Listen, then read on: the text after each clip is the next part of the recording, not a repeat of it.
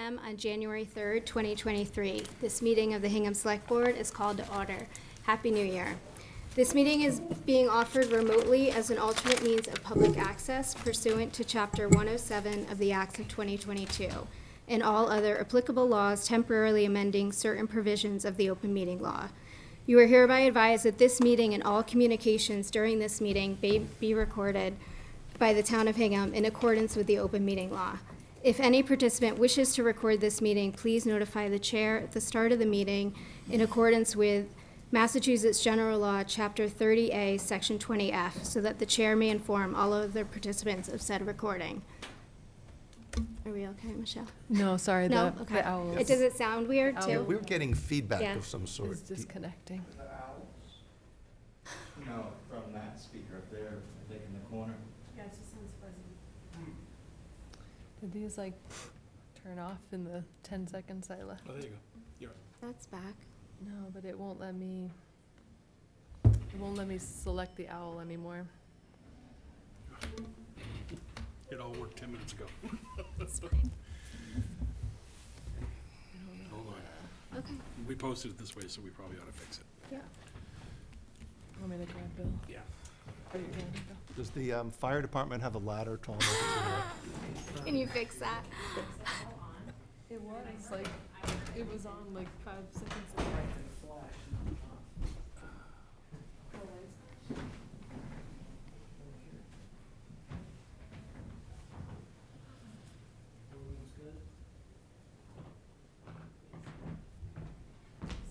I have witnesses that it was working.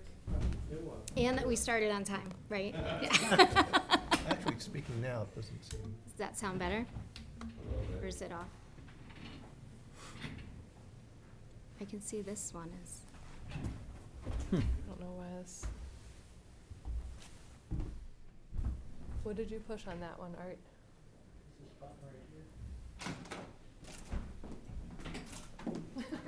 Kate to the rescue. It was on, but now it won't recognize that there's an owl there. Okay. Sorry, Liz. That's okay. Do I need to read the statement again? Hang on once. I don't think so. Okay. Once we get going, you don't. Okay.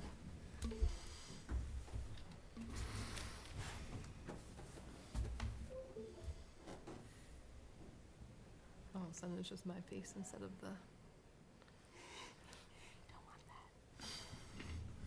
You love fixing technology live on the fly. There's no stress involved in that at all. Okay. If anybody can do it, Kate can do it. That's the fact. Even more stress now, Liz. Now we got What's that? the echo. I like Maybe I'm Oh. too, am I too close? Yeah, you're fine. I think I can make Heidi the host and come back.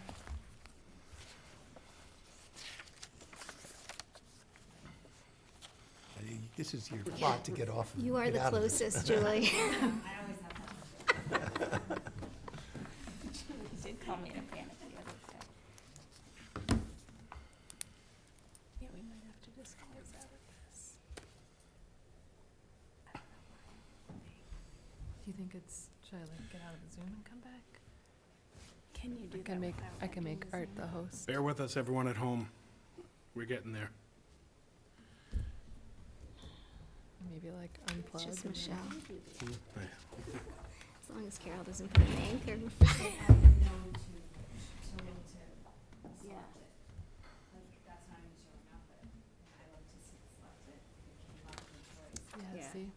It's- Um, Should we, Art, do you wanna try this, your computer? I don't know if it's the computer or the owl. Sign in.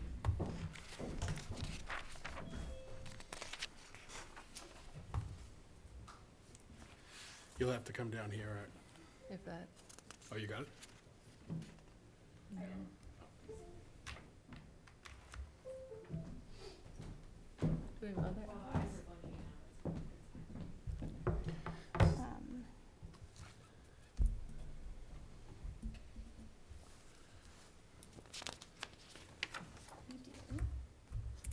Oh, here we go.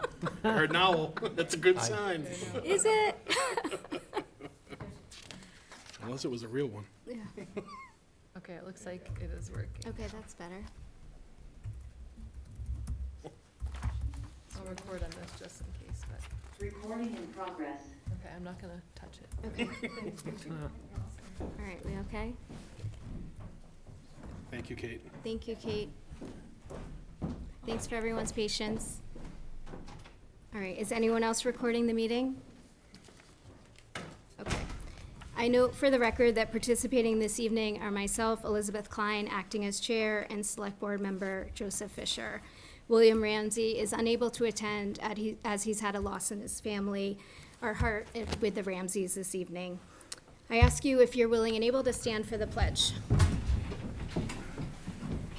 I pledge allegiance to the flag of the United States of America and to the republic for which it stands, one nation, under God, indivisible, with liberty and justice for all. Okay. Next item on the agenda is approval of minutes. I'm prepared. Okay, I'll take a motion. I move to approve the minutes dated December 13th, 2022. Second. All those in favor? Joe? Aye. Liz? Aye. Motion carries. The next item on the agenda is the discussion regarding acceleration of community preservation project debt payments. We have Julie Straley and Lori. I don't know if you want to come up as well. Oh, I didn't see her. Thank you for being here. Happy New Year. Sure, Happy New Year.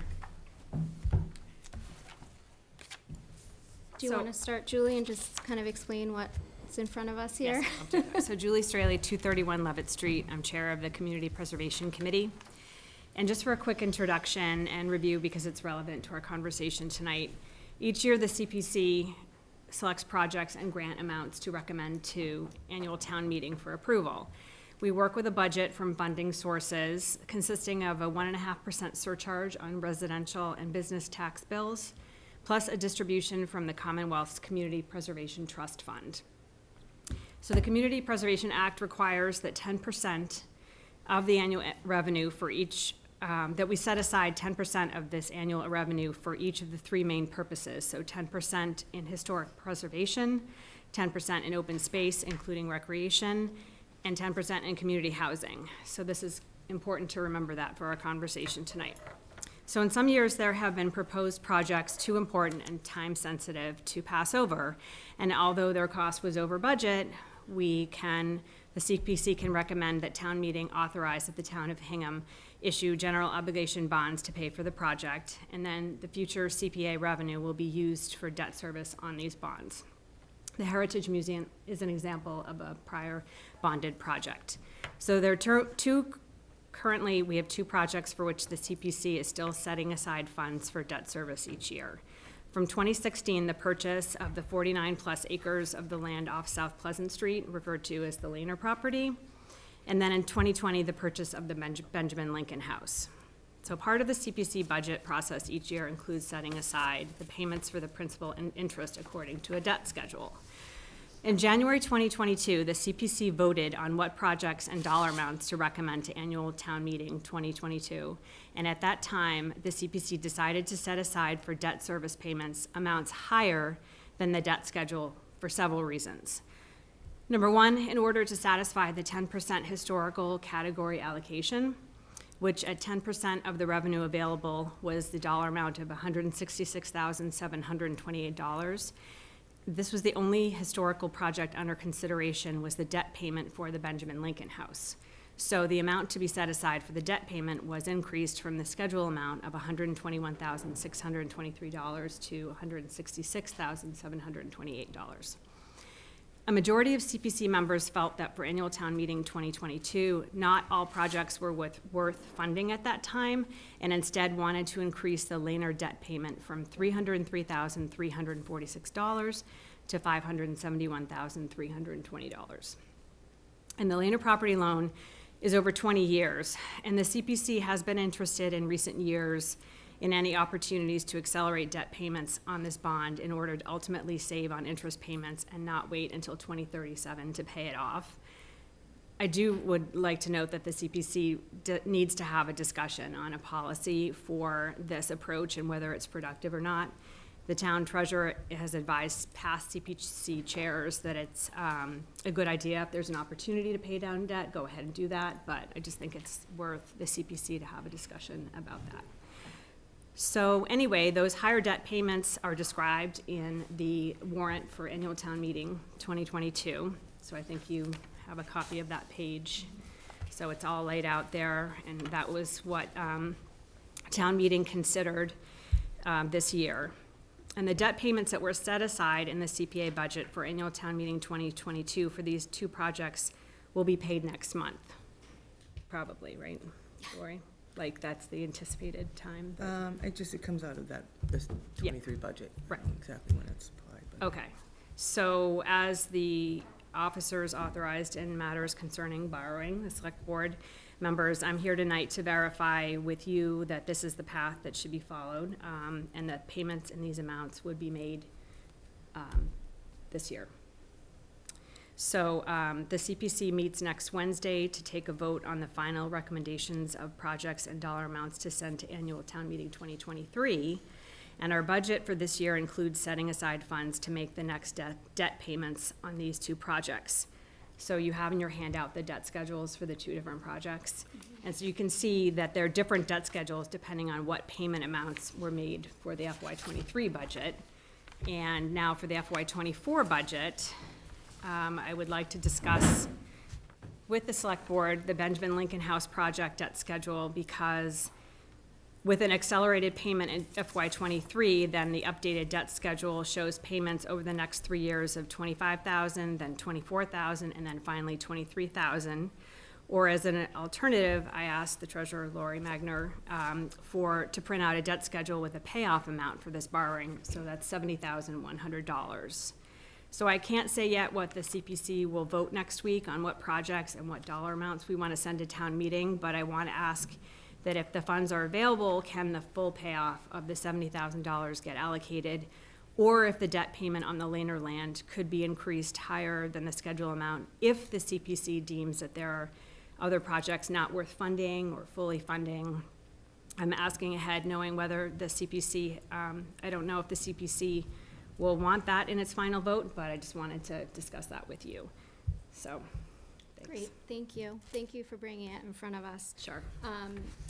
My initial reaction is, I know we talked about it last year, and it made sense at the time to go this route. I guess my only question would be if there are other projects that are worth investing in that would make sense to allocate the funds towards those, which obviously we don't know yet. I don't know if you even have a sense of that yet, based on the applications.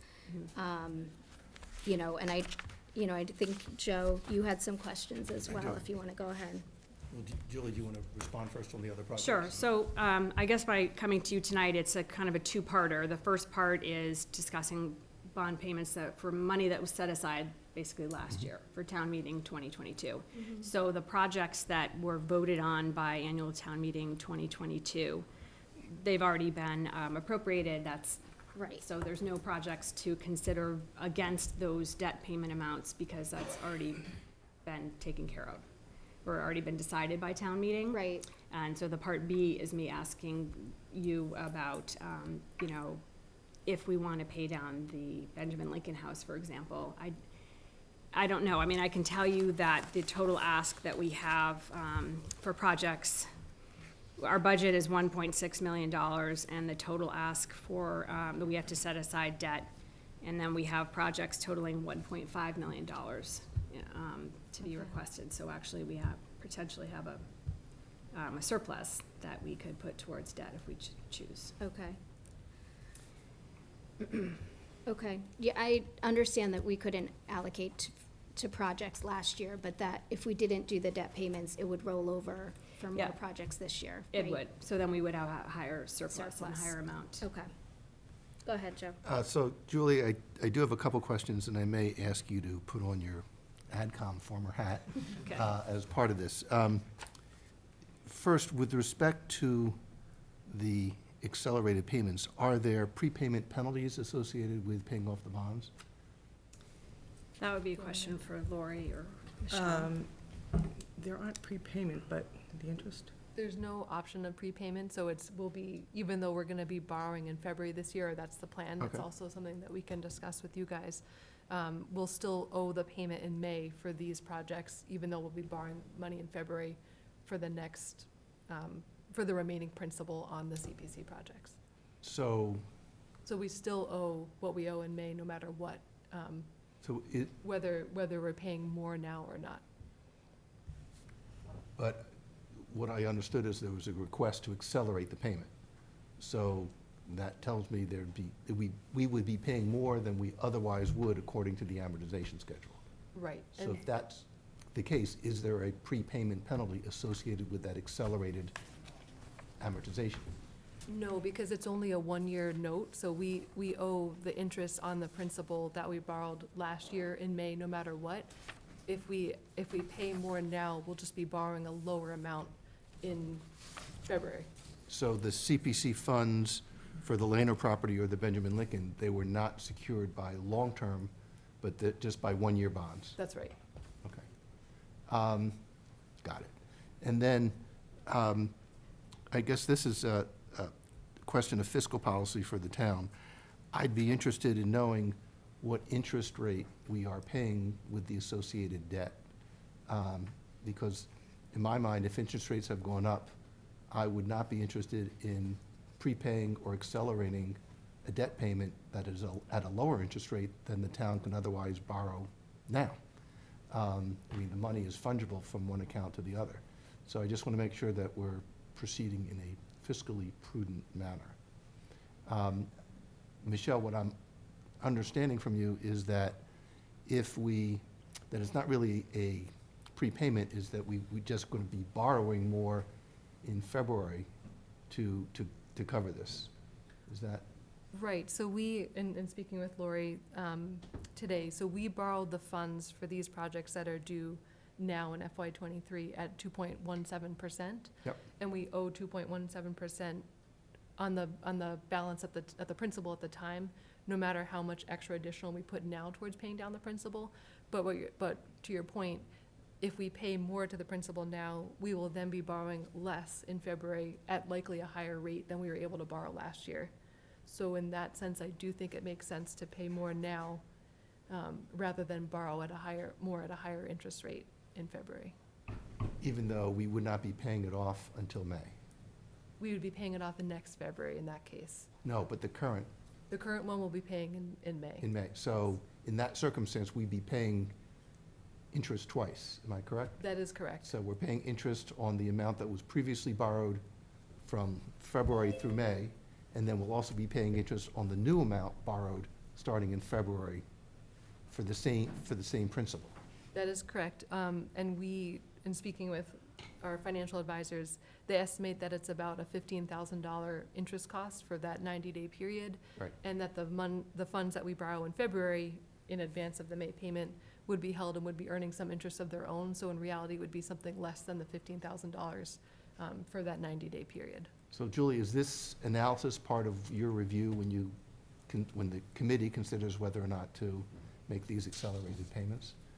I don't believe it was part of the review last year, and we haven't had that conversation yet for this year, but I don't know if that would be something that we would have as part of our discussion or not. Do you understand the concern I'm voicing? Yes. Okay. I think, it sounds like we need the funds expended in order to meet the percentages that are targeted by CPC. Is that For the amount for the Right. Benjamin Lincoln House Right. that was for last year. right? So it would help me if we had, if we could quantify the actual cost to the town of doing this. It doesn't sound like it's a material cost, and it sounds like that there are benefits associated with moving forward. But before I voted, I'd like to see the numbers. And I know we're not scheduled to vote tonight, so. Right. We can come back on the 10th. Your meeting is the 11th, is that right? Yep. Okay, so given the cost to the town obviously is an important variable, but I'm assuming the total cost of ownership is less. Is that right? Is the total cost of the project less if we're paying ahead, or no, not necessarily? It Part of depends on that the feels like we interest won't know rates. because we Yeah. don't know We what the don't. interest rates we're gonna get Okay. when we borrow. Okay, But we'll be borrowing less when we do borrow, so. right. Okay. If we don't do this, can we make up that 10% on the historic projects this year? Or do we have to do it for last year? So as I understand it, let's see, we talked about this today, I think you'll have to carry it forward. carried Yeah. forward, so we'd have to pay more this year out of the 10% minimum on historical. So it would be the minimum 10% plus what was not, the $45,000 difference Okay. from last year, Okay, so it's fine. okay. Do you have No any other other questions? questions? Okay, does anyone else have any questions? Can you hear us at home? Sounds a little better, actually. Are there any questions on this? No? Okay. Is that helpful, Julie? We'll get answers to your questions and bring them back on Tuesday. When we vote on the 11th, I just needed the exact budget amount, so, Okay, well, I guess we have time.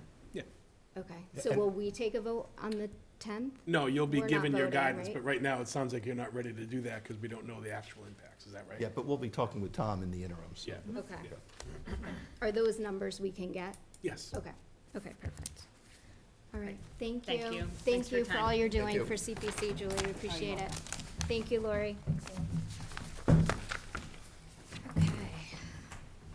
All right, next agenda item is to consider approval of the agreement with Liberty Chevrolet Incorporated for a new 2023 Chevrolet full-size four-wheel drive Silverado pickup truck for the fire department. Hello, Chief Murphy. Hi. How are you? Good, how are you? Good, thank you. Do you want to tell us about, Yep. So the contract before you, as you just said, is to purchase a Chevy Silverado pickup truck. This was approved last year, so FY '23 capital, to replace our shift commander vehicle, which functions out of headquarters, and it's, the shift commander is the captain that's in charge of the shift.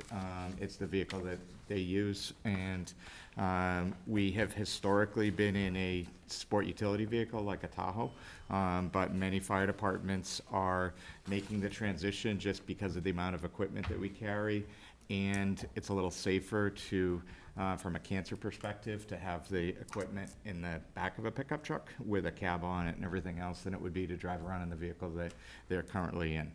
So we've been working for 6 months now, trying to find vehicles and kind of finally settled on this. And this purchase price will include the pickup, the cab, and everything else that goes with it. And then we have to send it to an outfitter afterwards to have all the emergency lighting put onto it and everything else. But this price is within our budget. We have 80,000 total, and that was around what we had budgeted for. The vehicle was a little bit expensive, but we are able to get some better deals on some of the equipment upgrades that we wanted. So, okay, great, thank you. In terms of the timeline, I see the term is June 30th. Yep. Is the vehicle available, will it be available? It will be. It's actually being manufactured later this month. Okay, You know, so the Liberty Chevrolet has already bought the chassis and is working on it. So yes, this is not like a 2-year build like a lot of our other trucks Yeah. that we're dealing with or anything else. So once they actually, basically what we do in this case is we're buying a truck like, you know, you would buy from a regular dealership, and then we're gonna take it and send it to an outfitter afterwards to do all of the modifications to it and all that stuff. And they're kind of substantial, but it's cheaper to do it this way. When you're, you know, when it's not a fire truck or an ambulance, it's not really that worthwhile to buy them already fully stocked and everything else sometimes. So, Okay. and especially because of the availability. All of the normal vendors that we would normally go through don't have anything available. Okay. And is that level of customization, is that part, or is that through the state contract as Correct. well? Okay, Yeah, everything would be done under state bids. okay. Okay, great, thank you. Joe, do you have any questions? Yeah, I just want to be clear, that so the price includes all of the special things that are being added onto the vehicle? No. Those are separate afterwards, that when we send it to a different dealership to do, or not a different dealership, what do you call it, like an upfitter Okay. type of thing afterwards. But this, the base price on this does include some of those customizations, so specifically, it has the cap on the back of it, it has a tray that pulls out, and then the upfitter will actually install a lot of the equipment and everything else into the tray, so. What is the all-in price for this? 80,000, when we're all done, when we add radios, lights, equipment to it, everything else, so.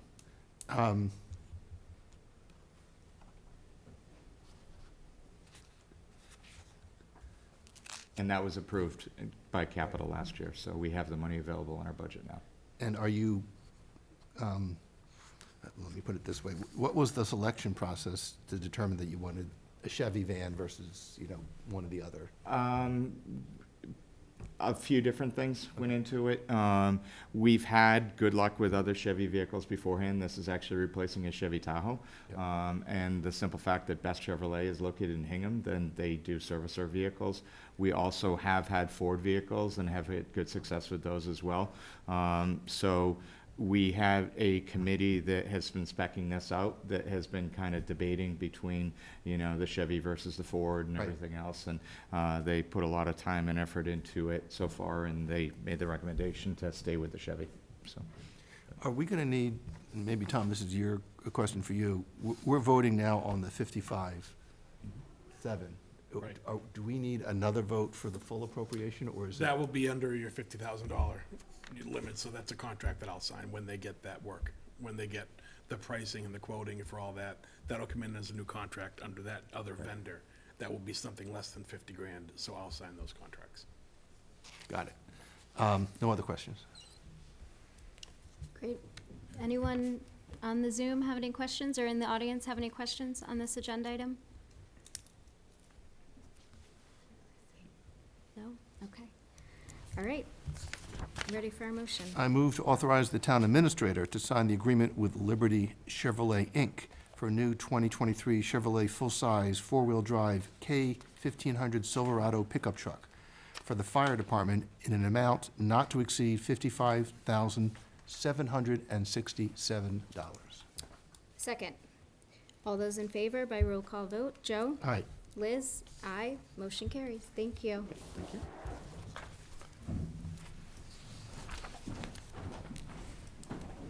All right, next agenda item, FY '24 department budget requests. First is Bear Cove Park. Hi, how are you? Claudia Eaton's with us, thank you.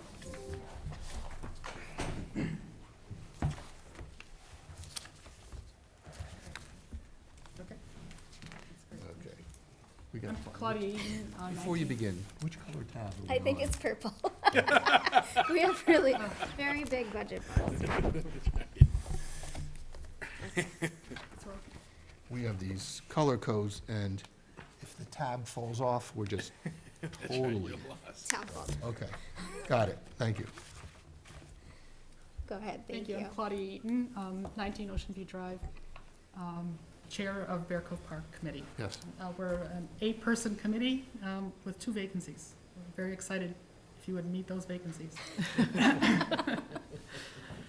Bear Cove Park, as you know, is central to Hingham. It's celebrated. We celebrated our 50th anniversary of being a park in Hingham. It was given to us through the federal organization after being used as a Hingham ammunition depot. Our goals are to keep the tranquility and for the flora and fauna in the area, and to make it pleasurable for everybody to use it as a passive recreational area. We have a part-time Bear Cove Park Ranger, Scott McMillan, who keeps the park clean, maintains the trails, mows, and plows the surface area. He's a great assistant to all the folks that use the park, including the Hingham High rowing team, which has named the Back River as its home for practice. Our primary fundraising is through the Beantown Marathon, which happens generally around September, and we are given a donation of $6,000 from that. Not always every year, but this year we were. Let me move forward. Anything else? Okay. So we did celebrate the 50th anniversary on June 19th, and had a lot of fun at the park despite the weather. A lot of the other things that we've done include the recreation camp Parklands, which is where kids ride their bikes through the park. It's a rowing team base. Beantown Marathon happens there. We have a number of different proposals that come through to our Tuesday night meetings on third Tuesday of every month. We've had some very fun and interesting things that you might not have seen happen because the committee has decided it wouldn't be good. For example, some of you have been inundated with not the Hingham Light Show, but the light shows for the holidays. They had approached us to do would have been a mere 600 cars through the park a night, which didn't get approved. We also had a vlogger who wanted to spend the night in the park and talk about all the weird stuff that happens. Anyway, so a number of the other things, we did the Triangle Garden as you walk in is a pollinator garden. We've a Girl Scout Silver Award, Gold Award winner also created a pollinator garden. The graffiti project was an unfortunate situation where we did have some graffiti. We worked as a committee to identify a way to remove graffiti and using that, the New York City's method of, when it shows up, get rid of it fast. We're keeping our park in a manner that people enjoy. Want to move forward? Okay. Our focus this year is to create a central focus of the park around the Dockhouse Museum. It's the waterfront. It's zoned for recreational purposes. And the Dockhouse Museum has had a consistent number of people going through it, about 30 to 40 every other Sunday. It's open. And the way you can see things on these dark days is through lights that we use a generator. It's loud and gassy and obnoxious in the middle of the park. So we've decided we really do need to get power into the Dockhouse Museum, just to light the museum. The other reason for sourcing power to that part of the park would be to create a source for a well so that we could actually have running water in the area. That would help the rowing team in terms of cleaning things, refilling water bottles, and just a central location for people to have a drink of water. It's deep in the park. It's not on the edge. All right. Anything else? Sure we will. All right. So salaries and expenses. Salaries this year would be $24,757 for a part-time park ranger. As of January 1st, he's increased his hours to 23 hours per week from 20 hours. Our expenses total a whopping $9,390. Basically set aside for the equipment and for any dog park expenses associated with the administration of the tags and dog bags and that sort of thing. Great. That's it. Excellent, thank you. Thank you. Well, thank you, Claudia, to you and the committee for all you do. It's certainly a treasure in Hingham, and I know Scott McMillan does a fantastic job. So very appreciative. I don't really have any questions on the budget. Do you, Joe?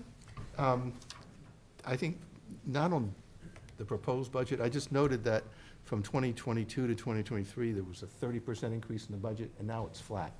And I'm wondering why why did we have the jump? And I'm glad it's not continuing to jump like that, but I didn't know what the reason was. I think the reason was that there was a discussion about increasing Scott's hours, and we had that conversation, but he did not jump in on that at July 1st.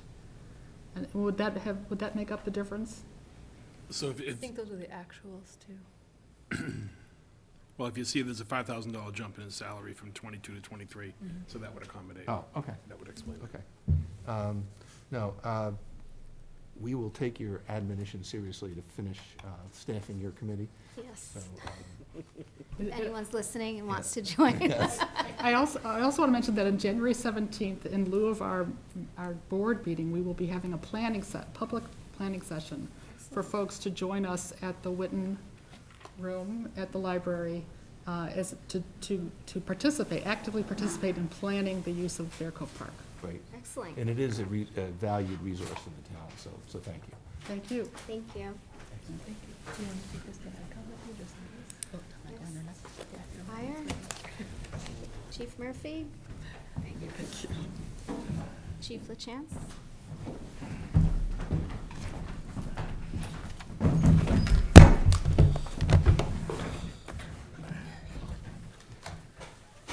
Hello again. Hello.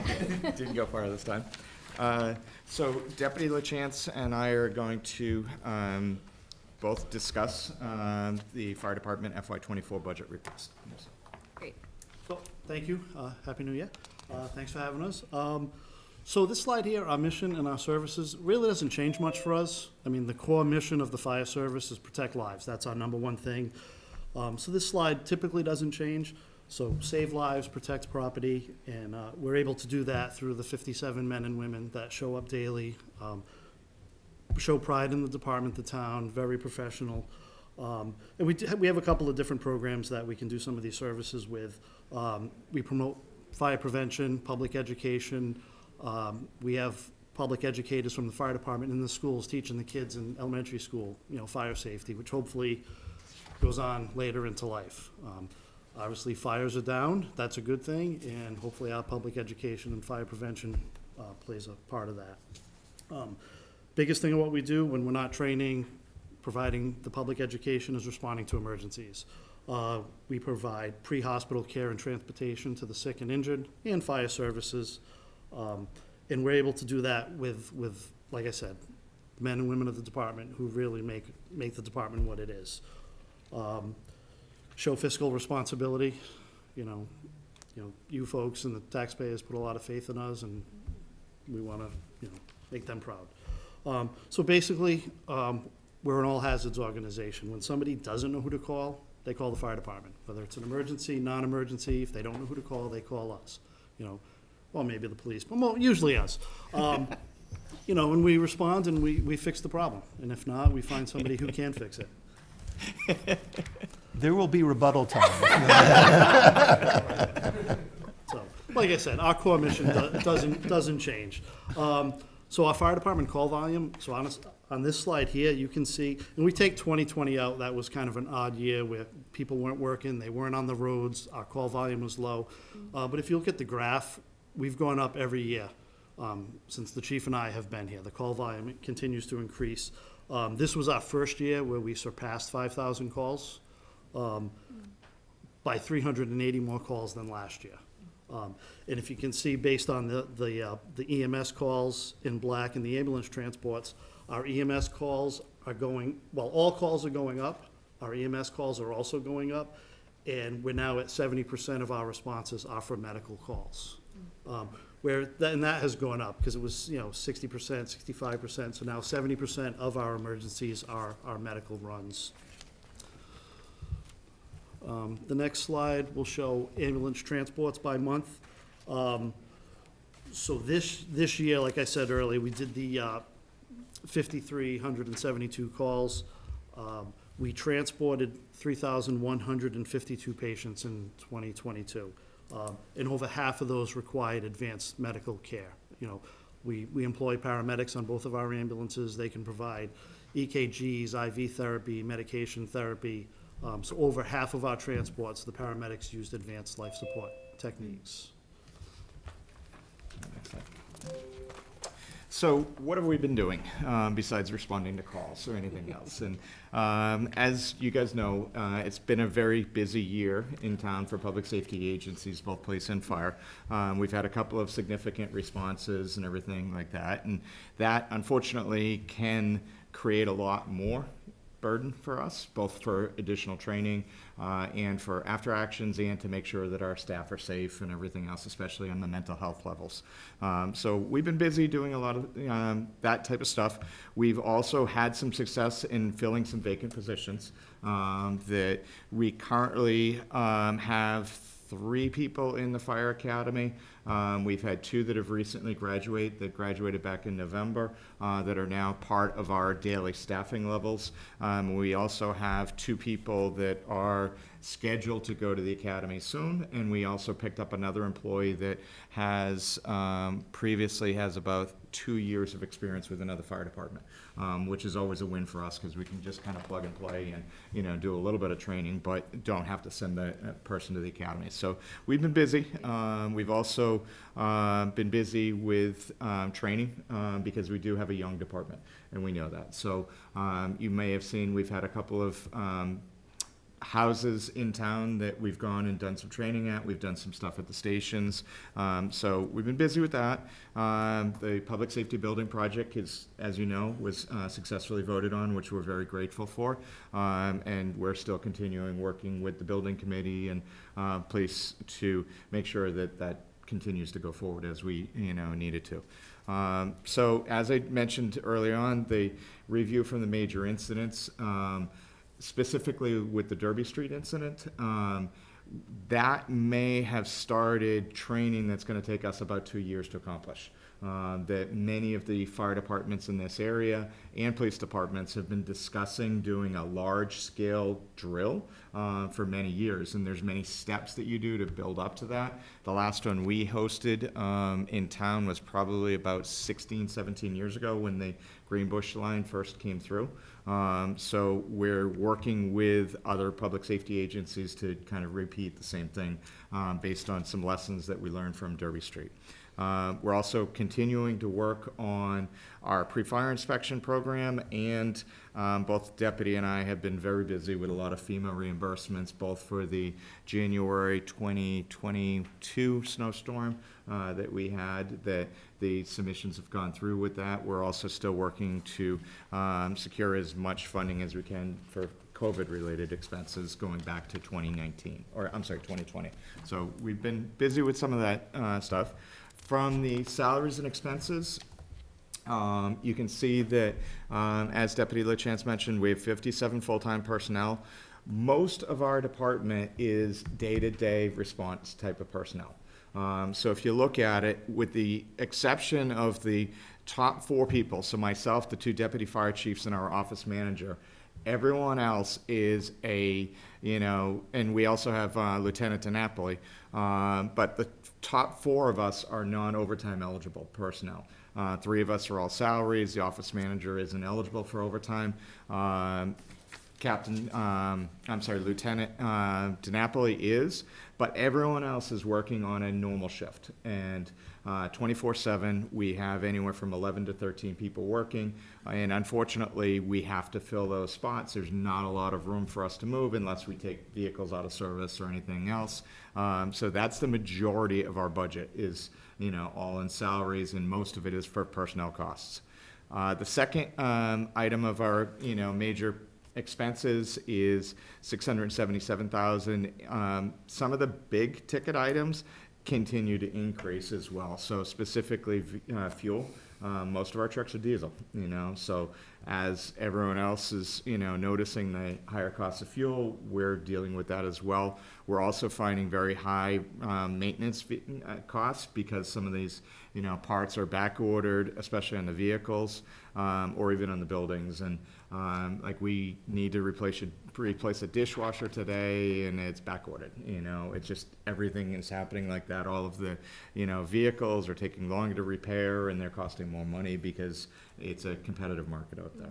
So So our one request for additional things this year is just shy of $400,000. That's to hire 4 new firefighters. That would cover everything, including the turnout gear, salaries, and anything to do with training.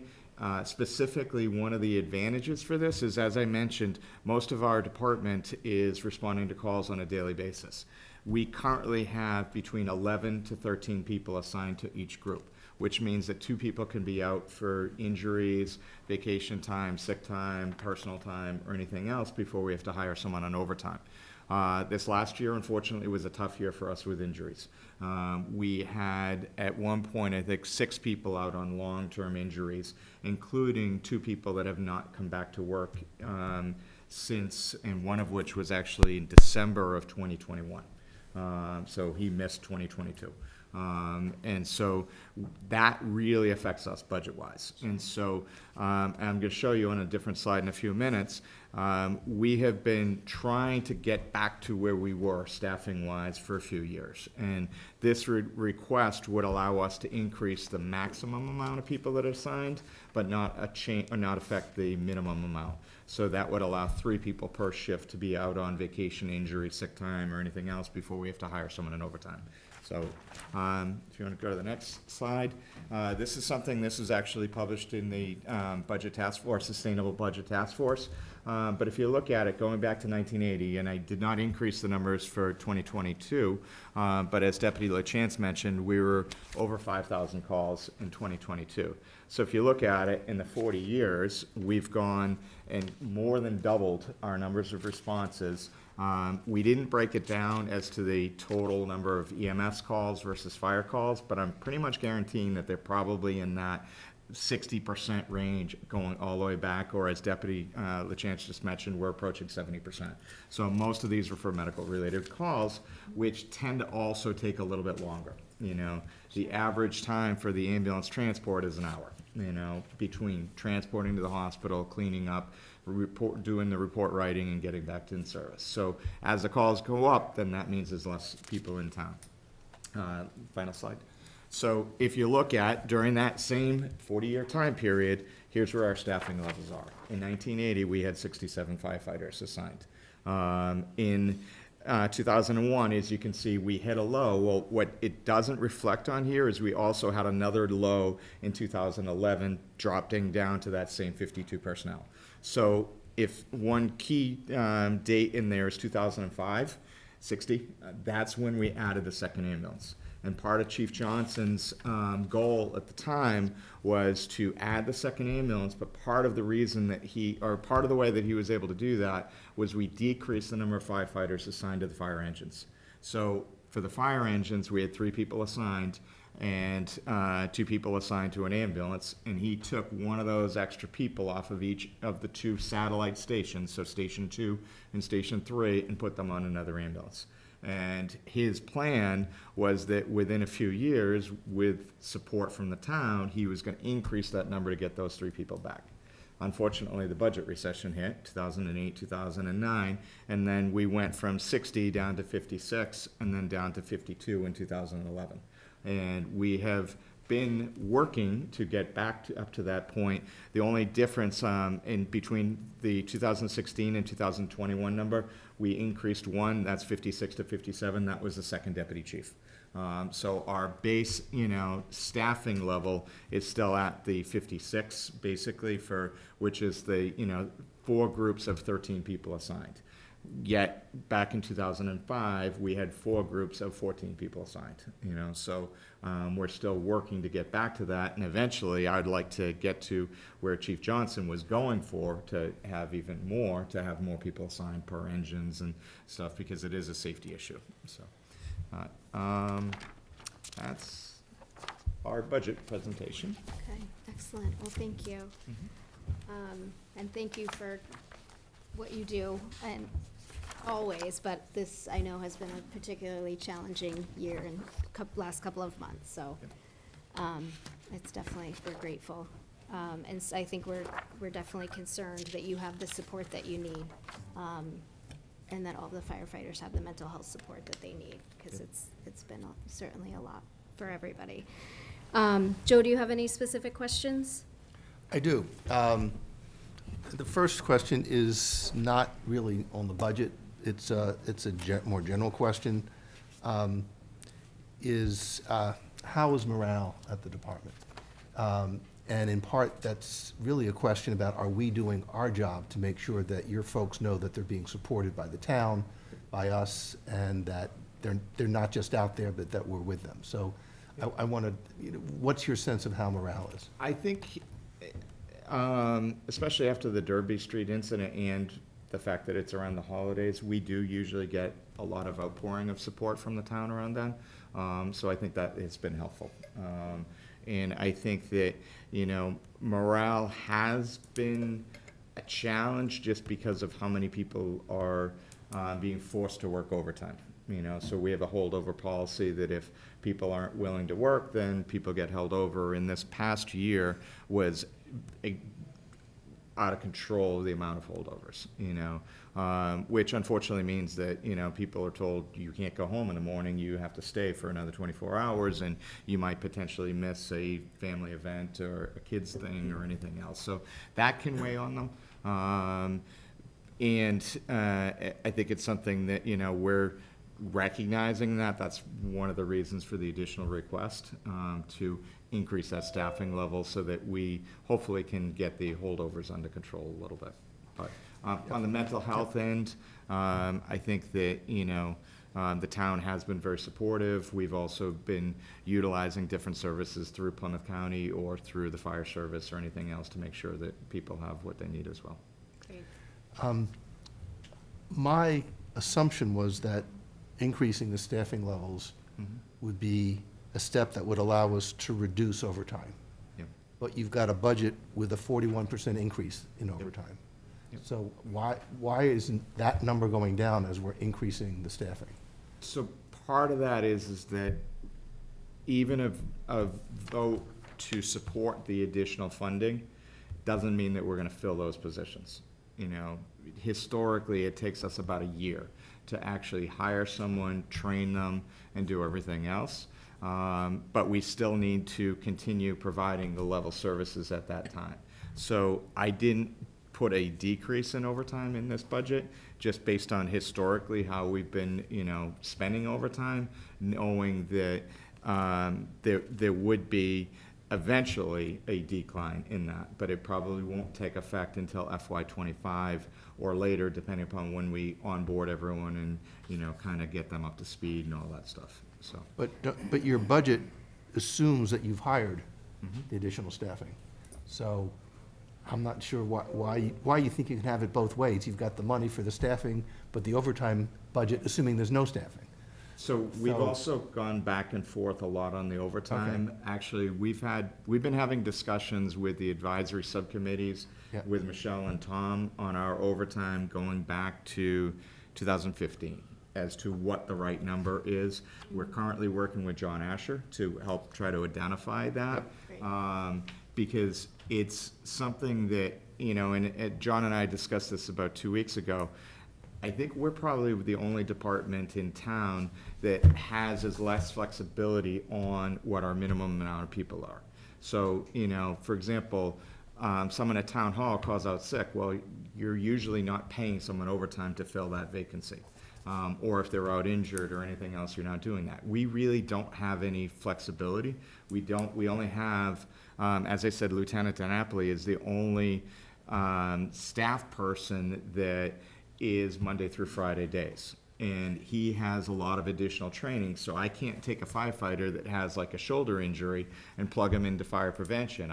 We can, but it's not really gonna help because they don't have the right training for it.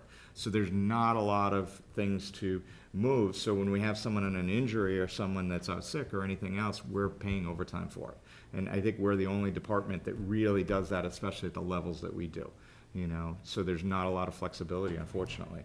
So we've been discussing it for a long time, and it just, like I said, injuries really impacted us this year. So that's part of it, is that there's so many variables about, how many injuries, what group they were assigned to, how about the sick time and all that. That's why we brought John Asher in, and hopefully he can help us create a model to kind of figure it out.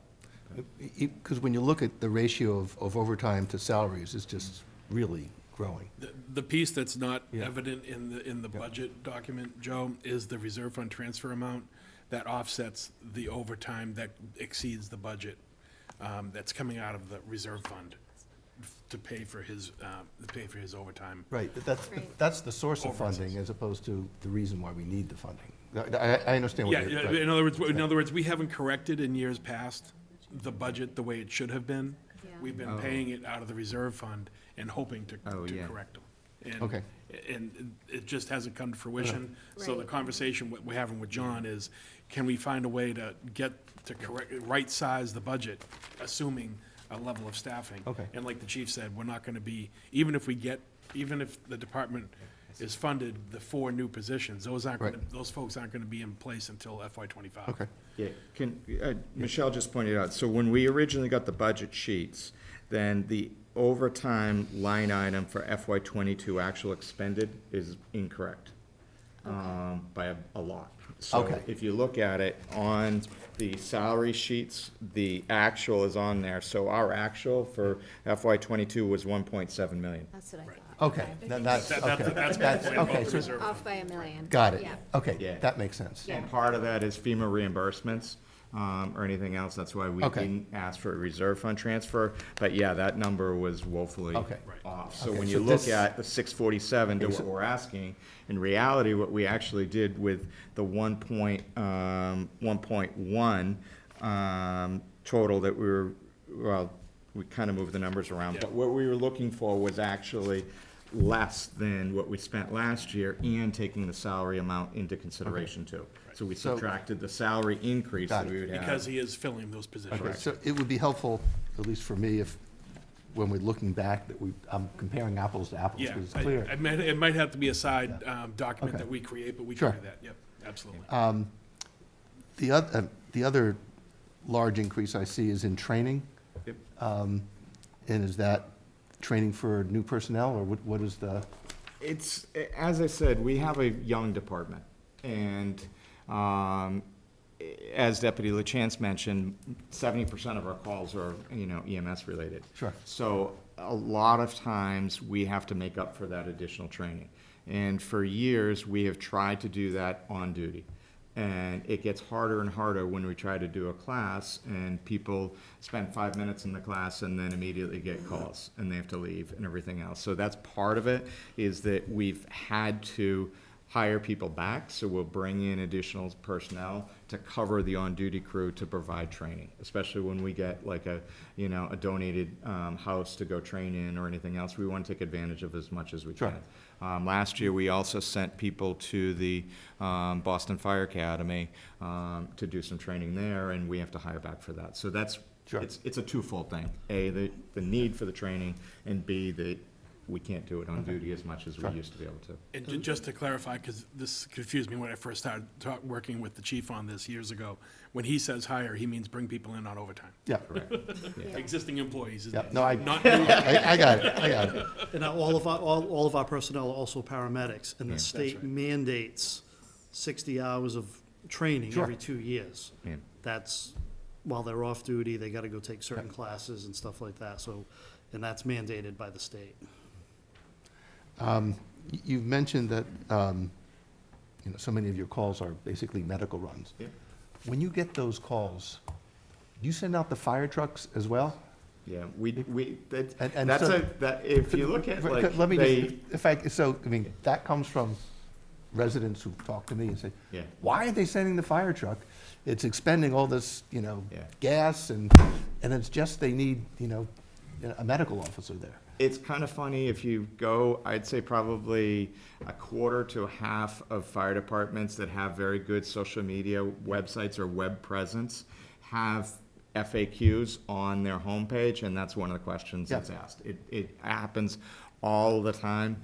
The short answer to it is that, especially with the ambulance returning from the hospital, we want the personnel there as soon as possible. So on any medical call, you're gonna get a response from police department, fire department, which includes the engine and an ambulance, because seconds count in, just like cardiac cardiac events we just saw on the Bills game last night, personnel being right there and how effective rapid care can be. So that's the first answer. The second answer is that we need the personnel.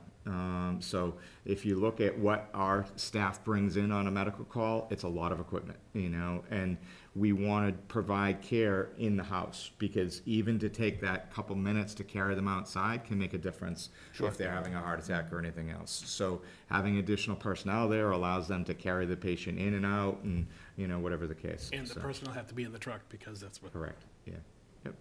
So, And we talked earlier about medical being the biggest thing we do. Yes. In the advanced life support, at a minimum, they're going in with 4 different bags, monitors, medication boxes, so 2 people is just not enough. yeah, to what Tom was alluding to, we talked about it years ago about, okay, well, do we buy a pickup truck and have the people that are working in the fire engine respond to medical calls in a pickup truck? Well, that works great, except when you have a fire and now they're 5 minutes from the station, they gotta go back and pick up the fire engine to hop in the fire engine to go back to that call that might be in the same neighborhood. Yeah, it just doesn't work, but that's a common question that Yep. many fire departments are asked. And So. I get it as well. Could you talk a little bit about coordination with other towns? Like at the Derby Street Shops, there was 10 towns that showed up. Yep. And where I'm going is, first, it's how critical it is that we get supported and that we support other towns. But secondly, to what extent does that affect the budget? So you want to actually cover on the responses that we had? So to answer that, the state has a mutual aid system, which involves, both fire department, police. Actually, a few years ago, we had the DPW sign into the system as well. So that's all part of MEMA's system and the state fire, what's called state fire and EMS mobilization. So whenever we have any significant incident, whether it was the house fire on Man Street, Derby Street incident, anything like that, we are not set up to handle something that significant. And we rely on mutual aid, and mutual aid is always thought of as being mutual, meaning that you shouldn't be supporting other towns, nor should they be supporting you all the time, So it should even out on how many responses versus how much times you're giving out. In our case, last year we had. So last year, we received mutual aid 237 towns. Probably, multiple alarm fires, maybe a medical call where our ambulances were not available. We gave mutual aid 417 times. Yeah. So it's a give and take. Again, there's typically no cost to us to give it. Might be some overtime if they're getting off shift, but if somebody needs help, we're gonna send them and they send them to us. Like you said, Apple Street was a perfect example. That was a significant event with a large response from around South Shore. And with the 417 that we're giving it, a lot of those are medical calls, Sure. which is revenue for the town, because it's billable and everything else, so. I have just one final question.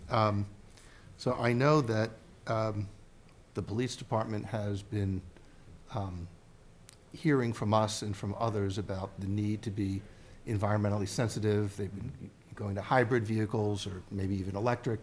Have you been exploring options Yes. for environmentally? So, last year, for one of the admin vehicles, we requested a hybrid. We were deferred on it, but we are requesting a hybrid again.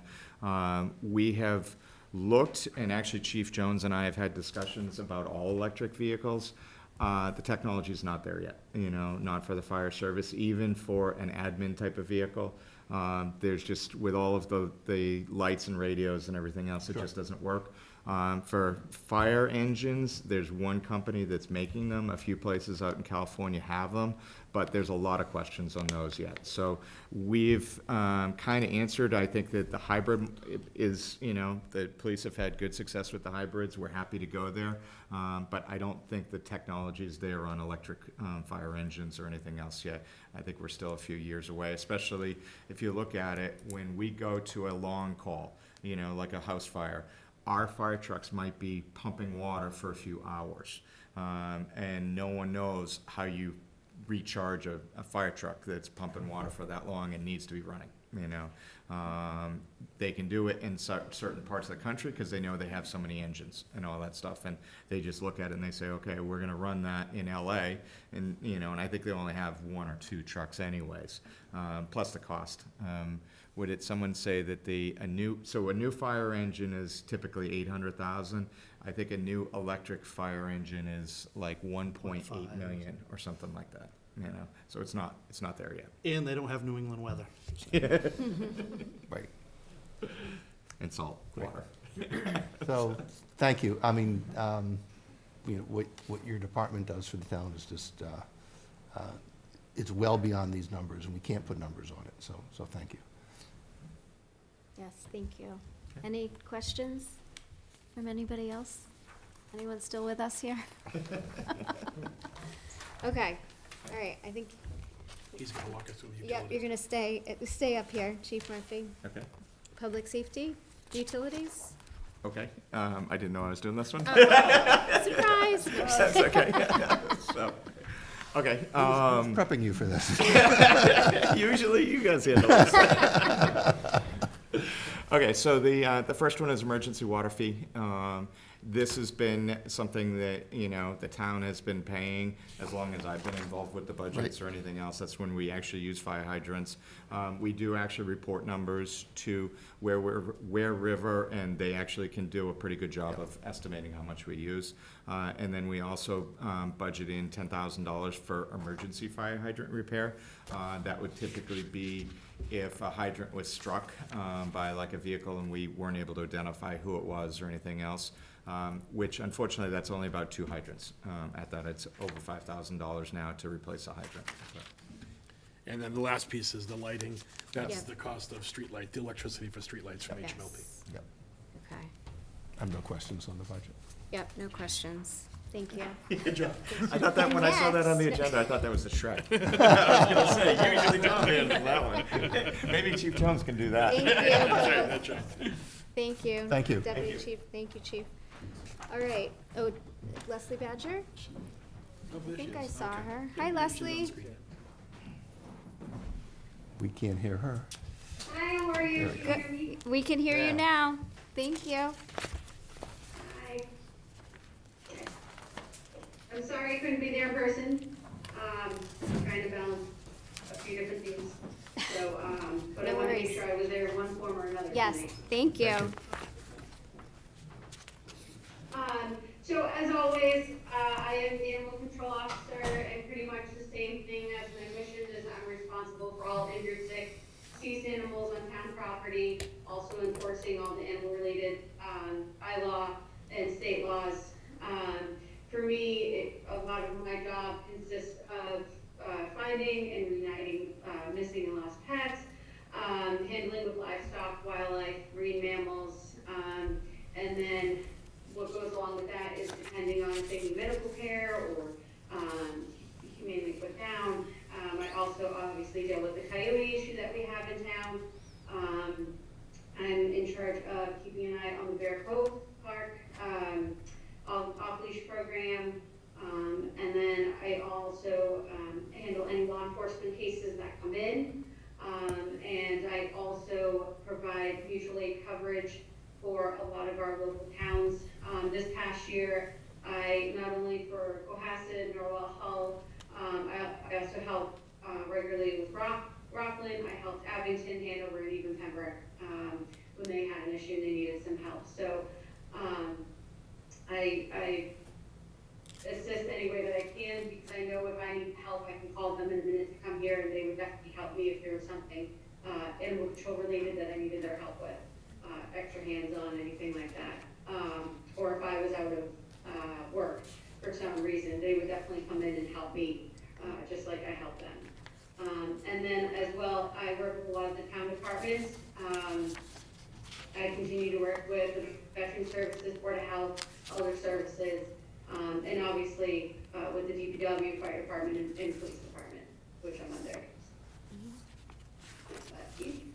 As the animal inspector, I work with the town clerk with the dog licensing program. I issue quarantines, I perform barn inspections and kennel inspections.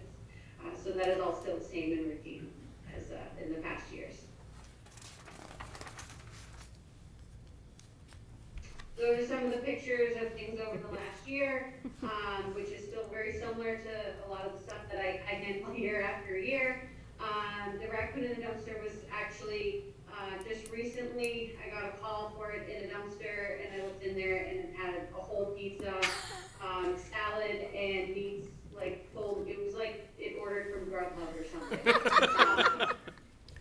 Did it pay the bill? This is an issue that is something that I have to talk to a lot of people about, is that we have to be aware of securing our trash and our dumpsters as well, because it is bringing in our wildlife and it's keeping them close to us. So the secure of any food sources is always important. So that's one of the reasons why I pointed that out.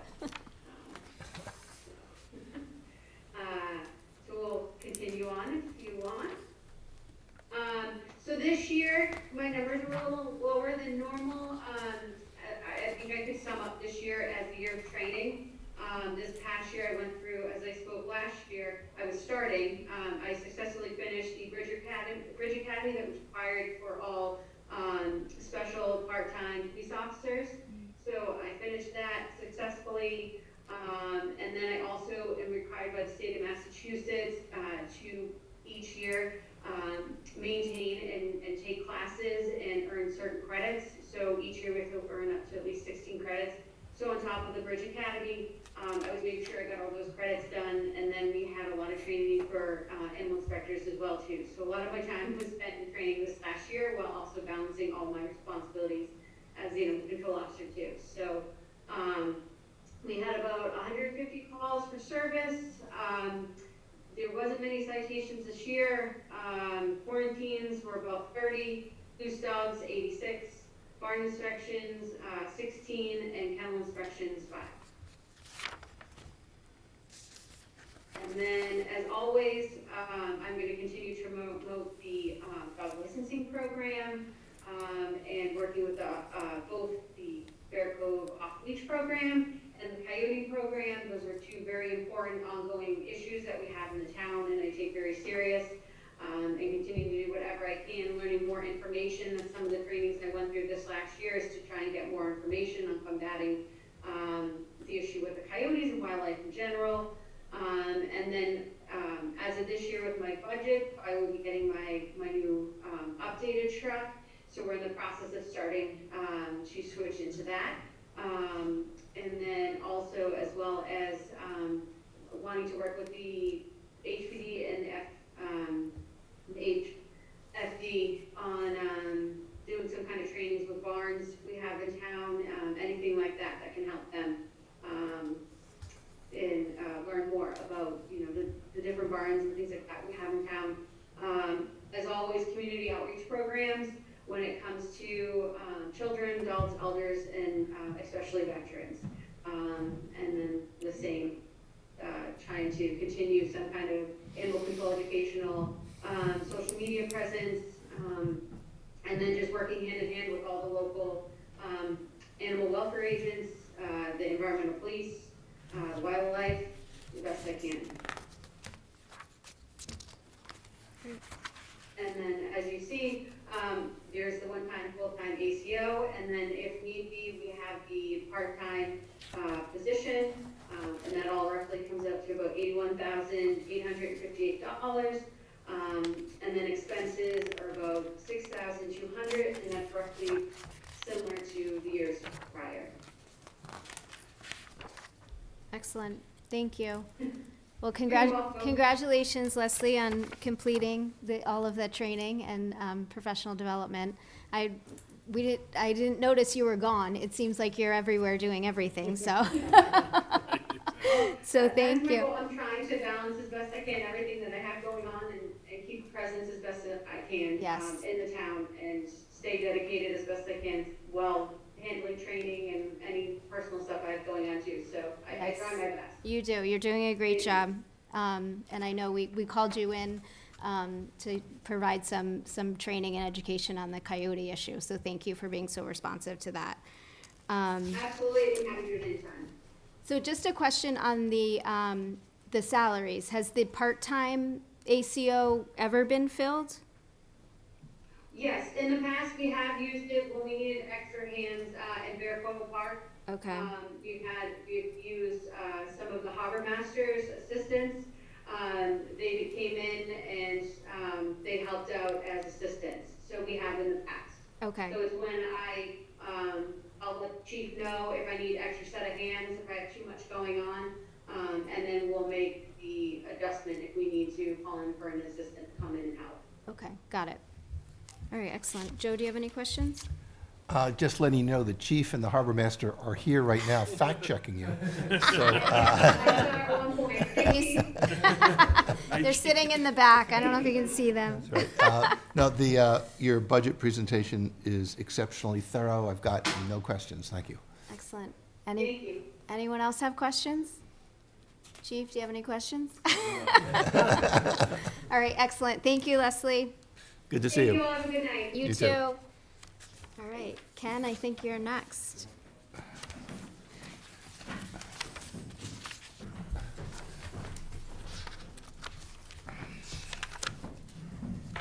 Good evening. Good evening. Happy New Year. Last time we saw you, we were celebrating your big award. Thank you, yeah, the medal, thank you. Great to be here, Happy New Year. Happy New Year. You ready for me to get going? We are ready.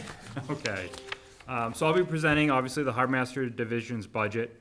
I'll let the chief speak to the overall department's missions and goals, and I'm just gonna jump into the waterways stuff here for you. I'd like to kind of just start out with a little bit of an overview of the waterways. If you look down at the A area, that's the inner harbor, and you'll see the inset to the right, a little blow up there. Quite often people think that's Hingham Harbor, but it's quite larger than that. You'll see that the whole area, the A, B, C, D, E, and F, that entire area is the entirety of Hingham Harbor. It's about 26 miles of coastline. We have 5 islands. The biggest island is Bumpkin Island. That's out there in the middle there. There's campers on there quite regularly. We also have campers on one of the inner harbor islands. That's Langley Island. So between the 5 islands, 26 miles of coastline and the waterways, that's really the priority of the Harbor Master's office. We do have jurisdiction up all the waterways, the streams, and jurisdiction all throughout the entire town, but that's what we're focused on. So I just like to kind of just start out with that so you can see the entirety of it. And then I'll talk a little bit more about the coverage, some of the challenges that we've had. So this past season, we had about 1,500 log entries. And of those log entries, we had about 566 calls for service. We had 1,693 mooring or slip locations that were filled this past year. And we had 1,850 vessels that were in town on a mooring. And we had 178 transient customers come into town. Some of those were multiple visits. Our office also provides a pump out service. And we had 202 hours of pump out services this past season. That's about 6,000 gallons of waste that was removed from 270 boats. So those are our calls for services, and of those calls for services, the type of services we provide, other than the law enforcement, you'll see there that there's an image of a boat fire. We do provide fire services. That was our biggest boat fire that we've responded to date. We did actually have 3 fires that we responded to this past summer. We also perform water rescues. We provide towing services on occasion. That's usually done by private towing companies, but we do that. We also have a lot of administrative services that we provide, that you're probably familiar with, mooring service, mooring permitting and stuff like that. We also, in the image there, you'll see a picture of the new boat that we took delivery of this past spring.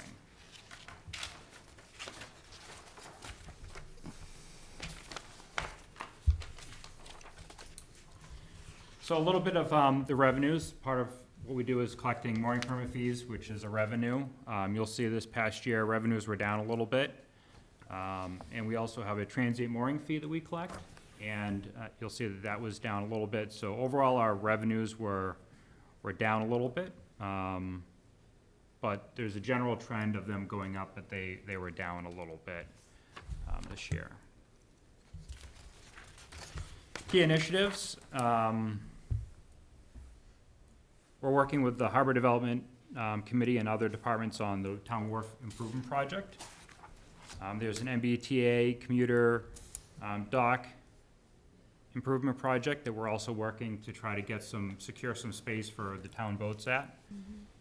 We have a grant with FEMA to refurbish Marine One, and we're working on our continued camera system rebuild, build-out system, which is really important. That's actually significant, because one of the first things we do when we get a call, if we're not on the boat already, is we'll actually pull it up on the cameras and see what's going on before we dispatch a boat and try to get a general sense of what's going on. Sometimes we'll get a call for a boat fire. Quite often they're not boat fires, they're overheating. We're able to see that there's no smoke, and we have that advanced notice of what's actually going on.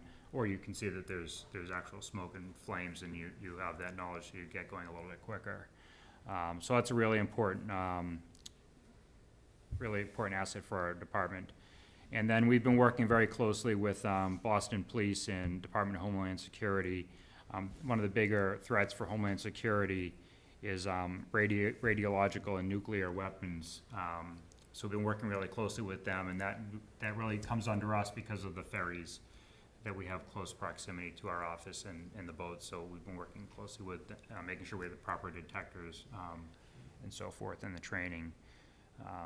So on the right there, you have some images where you can see the new pier, you can see the new boat, our truck, and then that's a little video if you watch it on your own, but we actually made the news with, we do a lot of large-scale exercises in the Port of Boston. Every year we have a large-scale exercise that they take a year or two to plan, and we plan them out. And then every year we have an exercise that we plan for the last year or two, and we participate in that. Salaries. I'm going to spend a little bit of time on this because then we're going to get to our request. But the Harbormaster's office has two full-time personnel. We have a Harbormaster, a head assistant Harbormaster. Right now we have roughly 15, 14 part-time personnel. One's an administrative assistant who's part-time. Joe Driscoll is the head assistant Harbormaster, and the part-time personnel are, some of them have gone through a police academy, others haven't, but they have, training for this position. 20 years ago, when the way the department's currently structured, it was envisioned that we would have maybe college students that we'd be able to send to a part-time police academy, and then they would work here for the summer, and we would have this supply of 12, at the time it was 12 staff members that we would be able to, they would be here all summer, and they'd be eager and anxious and ready to work. But in recent years, the system's changed quite a bit. With police reform now, we don't have the ability to send people to a part-time police academy. We have some people that are able to that have gone to a full-time police academy or have gone to the Bridge Academy that Leslie talked about, so they're able to maintain their police certification. So we have those people. We have some others that aren't police officers. We pair them up with someone who has police training. But on top of that, we're also noticing that people don't want to work as much. So we are in a position where we're noticing we're not able to really we're not able to fill all the shifts that we need to with part-time staff.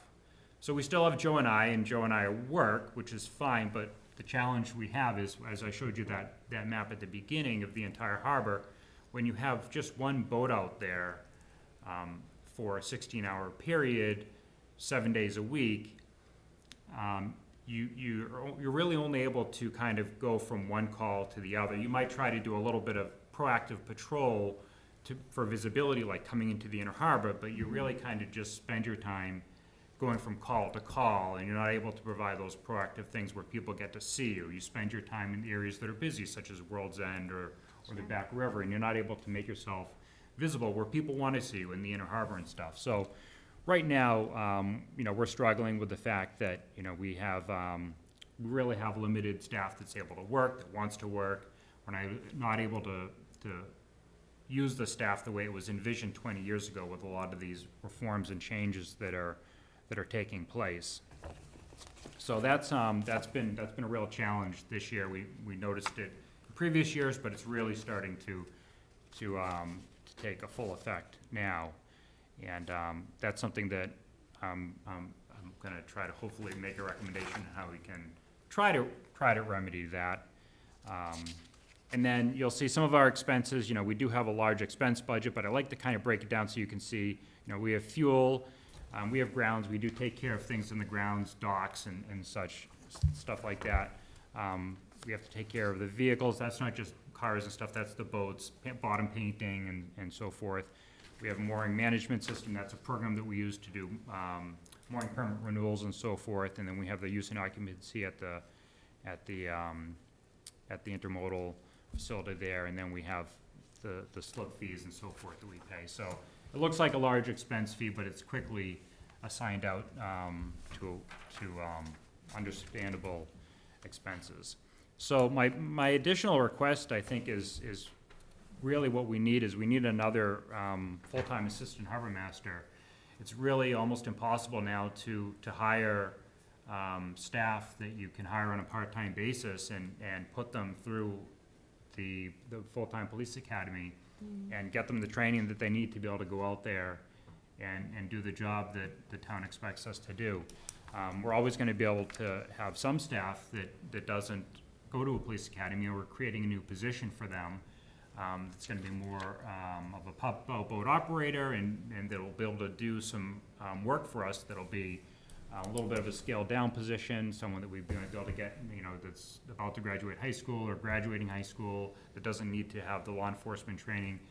But nowadays, with everything that we're all familiar, it's really important that we make sure that people that have the authority of a law enforcement person have all the proper training and so forth. So my recommendation is that we have another assistant harbor master that's a full-time that can be properly trained, and that will hopefully allow us to fill the shifts that we need, have the coverage, but also do the things like we saw the revenues coming down. The reason the revenues are down, it's not that we're not trying to keep the revenues up. We're not able to go out there and do the enforcement work that we need to do. That's a lot of work. We have to go out there and actually go check all the boats, write a warning, write a ticket, and follow up with them to make sure that administratively after. But it's that getting out there and writing these tickets for the people that don't voluntarily go get the mooring permit. And that's why these revenues are down, because we don't have the staff. And it doesn't necessarily mean it has to be the law enforcement person, but we need to have this other position that's a little bit of a step down that can go out there and do some of these checks for us, so that then the law enforcement can then write these tickets, follow up and write these tickets. So it's really a restructuring that needs to take place, and it has to start with making sure that we have the proper law enforcement coverage, and then making sure that we have this new position that I'm looking to create this winter, and then hopefully start filling for next seasons to make sure that we have coverage at all the different levels so that we can accomplish all the different things we need to do. And that's my Great. Presentation. Excellent. I was trying to get them Thank you. through. No, that's helpful. You're always thorough. Thank you. Can you just describe what the shift coverage looks like? So Yeah, would it- so we start roughly around 8 in the morning, and we'll go till 10 or 11 o'clock at night, and it'll change too as people's boating habits change, and also with the sunset. So it'll change quite a bit as we start in the spring and into the fall. But it's roughly 14 to 16 hour shifts from April 21st right up through the end of September is really what's required under my job description. So, and it even in the inclement weather, we still have to keep these patrols because things will still happen. So that's kind of what the shift coverage is. We got to have one boat out there, and that's really all we've been able to do is provide one boat. So when there's just one boat out there, and we try to have two people on it, so you get two people on one boat. All it can really do is just handle the stuff that's coming up. It goes to the busy areas, keeps them safe, which everything's been safe. World's End's been really great. Some of the new regulations have really worked. So things are good out there, but it's not, we're just get that one boat out there that goes to the busy areas and handles the calls that come in. But we're not able to have that second boat to do some of those other things to get to some of those other areas and provide some of that sight that people want to see. They might say, well, we don't see the boat coming into the harbor. Well, that's because it doesn't get there. So when a boat goes on duty and starts its shift, it has a designated patrol that it's supposed to do, and it'll start that, and it might get through that entire patrol, which will go through the whole harbor, and if in an ideal situation, it'll do that, and it'll take 3 to 4 hours to do the whole harbor, because it's just gonna kind of go slowly and go through the whole thing, but in the real world, it's not gonna get to complete that, because within that time frame, something's gonna come up. Right. Or it's gonna see something, and something's gonna happen, and it's gonna end up doing this, doing that, or it's gonna get a call from dispatcher, or a call is gonna come in from another boat or on a VHF. That's how we actually get a lot of our calls. People don't actually call dispatch, but they'll call us directly on the VHF radio, and they'll say, whatever it is that just happened, my boat broke down, and, we've been out here for 2 hours, and my kids are crying, and it's really hot. Now, we'll go over there, we may tow, we may not tow, because commercial salvage typically has to tow, but we're gonna respond over there, make sure that people are safe, make sure they're not drifting, they're not gonna hit the shore, and stuff like that, so. Okay. And then after it gets done with that, every call is typically about an hour, then it'll try to resume where it left off in its patrol, but then something else will typically kind of come up. Okay. So ideally, you would have another boat with 2 additional people? Yeah, or the other boat might only have one. Okay. So the goal is always to have 2 people on one boat, and then the second boat might only have 1, which is fine. Okay. Because the main patrol boat would have 2. That way, if you get the call for like the fire that you saw, or if you get a call for medical, you'll at least have 1 boat that's equipped to handle that type of call that would require the 2 people. Okay. And if you only had 2 boats, you could put 1 person on each boat, and then if there was a larger call, they could anchor 1 boat and then join up and put 2 people in one. But Okay. it would be a decision you'd make for that shift. We'd make that decision, how we're gonna staff Okay. Okay. Thank you. Joe, do you have any questions? Just a few. Again, thank you for the presentation. So the request for the Assistant Harbormaster, is that a year-round position or just during that April to September? That would be a year-round position. Okay. And you've given us an explanation as to why you need that position during season. Yes. I haven't heard why we need it off-season. Great question. So during season, we work more than our scheduled hours. So for myself, I'm 35 hours a week, but come the end of the summer, I've already worked 300 hours above my scheduled Right. time. So the concept here is to try to get my 300 hours down a bit. Yep. And so that Joe's not also having to work 150 hours above or 200, wherever he was at. I try to keep him down, try not to let him get that high, so that we're not all running up these very high numbers and then trying to have to keep up a very high workload through the winter so that we're ready for the summer. And you still have that 300 hours, and then you just kind of throw out that piece of paper with the 300 hours, and you just try to start fresh. So it's just this cycle that you can't break, because you can't really go away for the winter. This concept that, the work stops in the winter, it doesn't really actually. We still have a very high workload, because mooring permit renewals actually start in the fall. So November 1, we send out mooring permit renewals, and we do have John in the office part-time, but there's actually still a lot of work to get those done come March 1 or, end of February, so the permit renewals have to be done. But we're still putting boats away. We still have a boat in the water, we're still putting boats away, we're still responding to calls all fall. And then come March, putting boats back in, sailing teams start, so as much as we think there's this like big winter, that we're gonna get this big break, there really isn't that big cushion of a winter that we think there's gonna be this big downtime. And am I right that you are basically averaging hours month to month to sort of balance things out? Did I get that right? To the best you can, yeah. Okay. Yeah, Um, doesn't really average, sure. but, I got it, yeah, you Okay. try Sure. to balance things the best you can. Have you benchmarked Hingham against other communities in terms of staffing for the harbor? And it's hard to get comparables, I Yes. know, but, So I've looked at, you look at some other communities, you can look at like Plymouth, they have 4 full-time assistant harbor masters. And right now at just 1, that's significantly deficient. 2 is, if we had 2 assistant harbor masters full-time, that's still very light for our call volume and, the workload that we have here, but I don't feel comfortable asking you for 2 right now. I'd like to just start out with 1. Let's start out with that and see how it goes. keep it there, okay. Yeah. And I have one budget question. I noticed under the category officers' equipment, Yes. it's been zeros consistently until now. So that's a new. Are you finally getting equipment? Is that?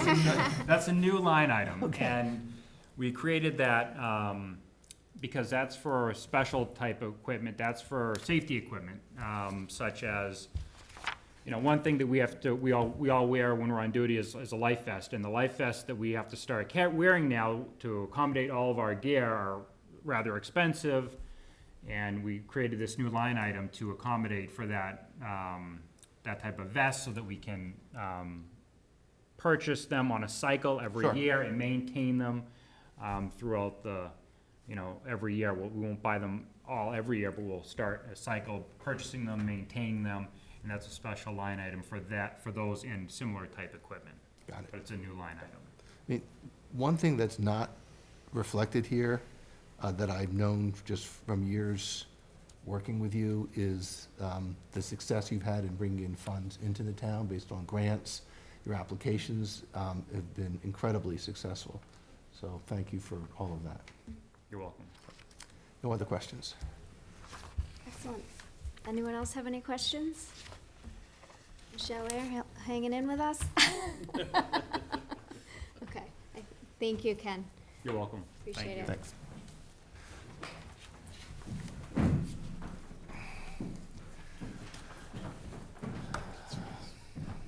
Yep, got it. Okay. Hello, Chief. How are you? Good, how about you? Good.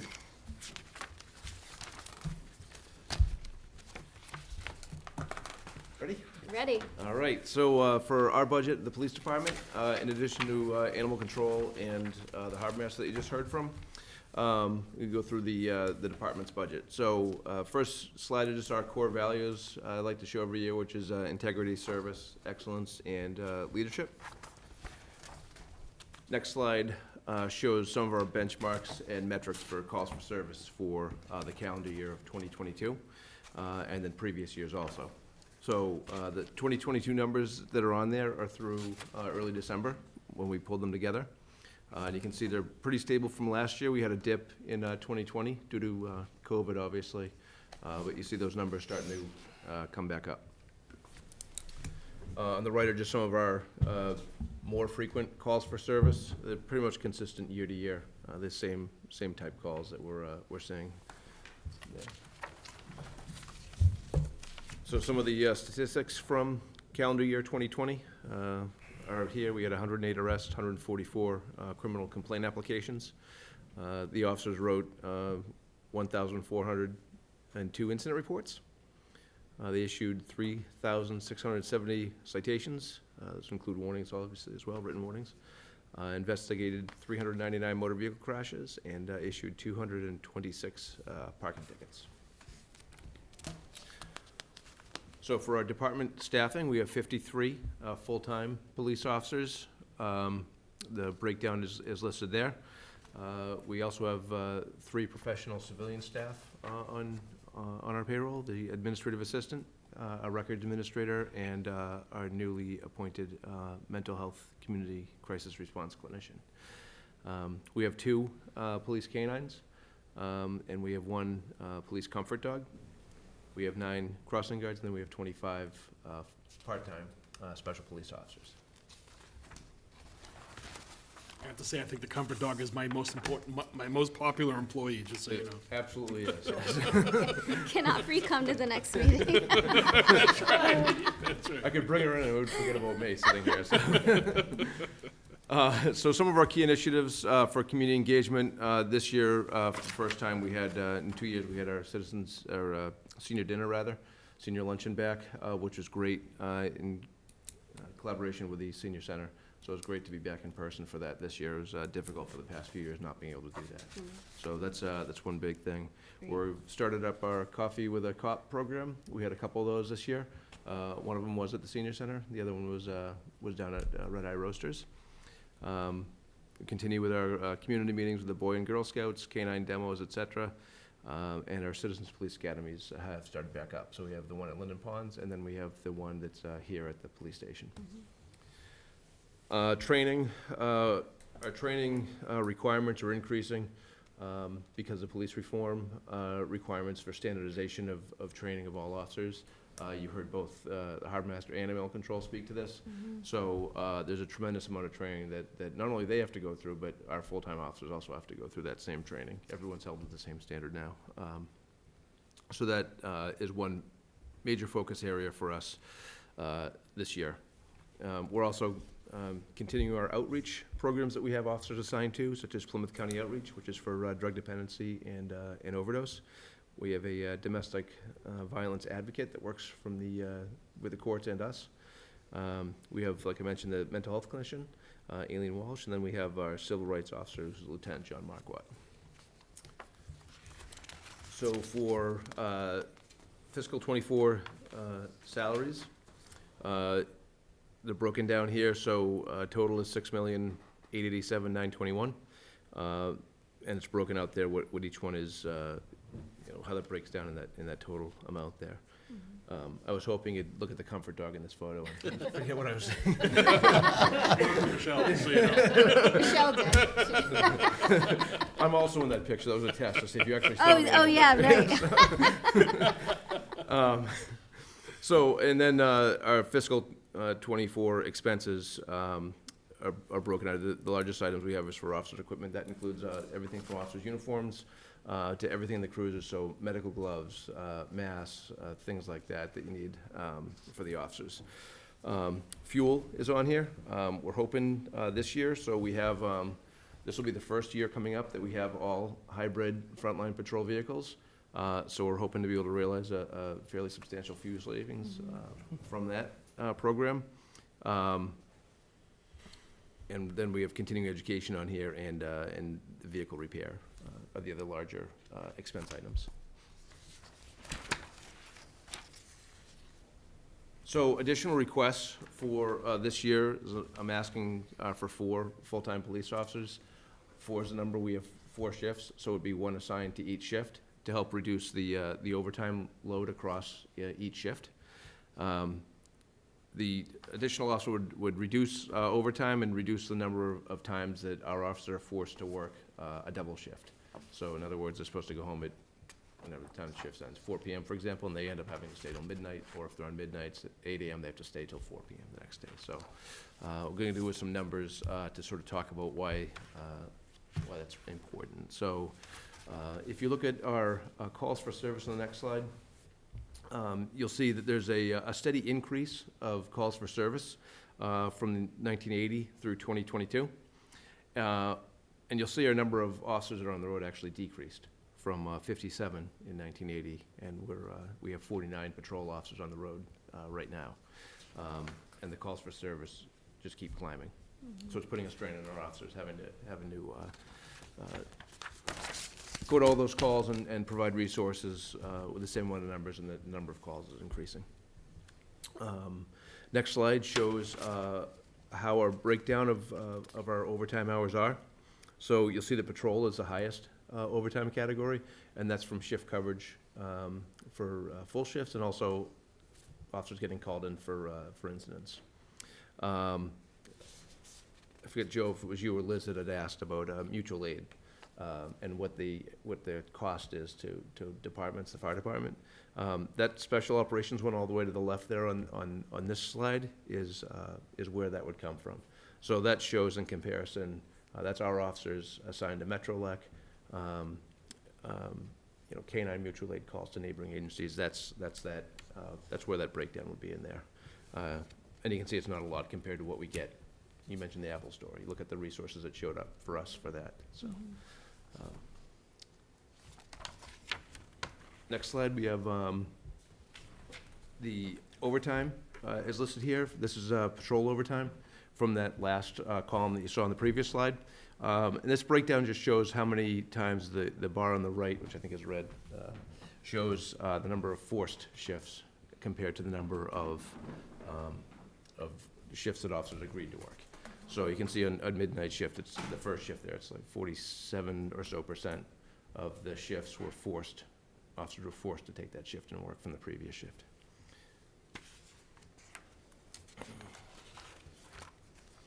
And I think that is my last slide. It better be, because Michelle just walked in. She'll be back. She had to go to AvCom. Yes, nothing you said. She's going to look for the comfort dog. Thank you, Chief. I know it's been quite challenging recently, and we appreciate all that you're doing. And I can imagine with how stressful and challenging the work is, plus the overtime, plus the mental toll and exhaustion, it's quite a combination. So we're very sensitive to that. Let's see, do you have any questions, Joe? I'd like to grill him on the budget, but it's a real thorough presentation. I do have a question. I'm not sure it's for the chief, or it's Tom, it's for you. The crossing guards, which I assume are for the school, are they properly with the police budget or the school budget? Police budget. Well, they've always been with the police department Okay. budget. It would be a shift of dollars, so it ultimately wouldn't matter, but we could talk to the school department. No, I didn't. It's They're- the first time I've noticed that, and it's, I think the reason is we have ones that work for private institutions in town too. Okay. So we're the public school department. well, that makes sense. That- Yeah. That's true. Oh, the private Yeah. schools. Yes. Yeah.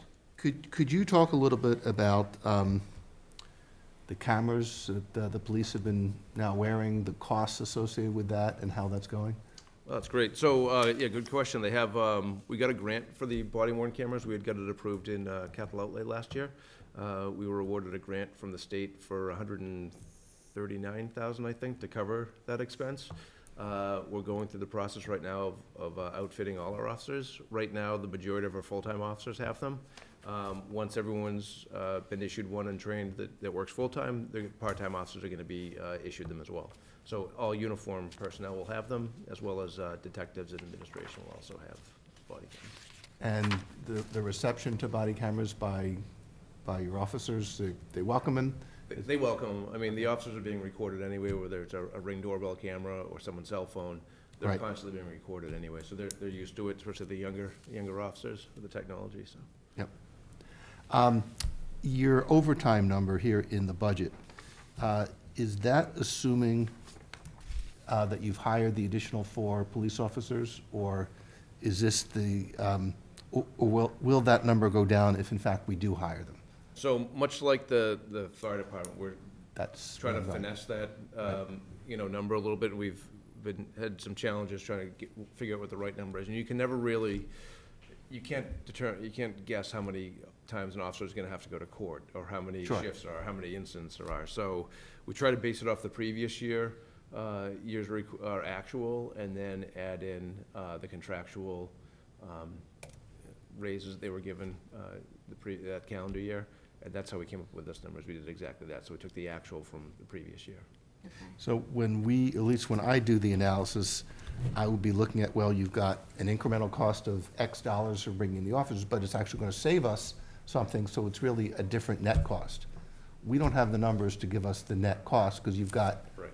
the maximum, so it would help, at least help me, to understand what that savings would be, so we can say, yes, it does make sense to hire them, because here's the benefit from a financial standpoint.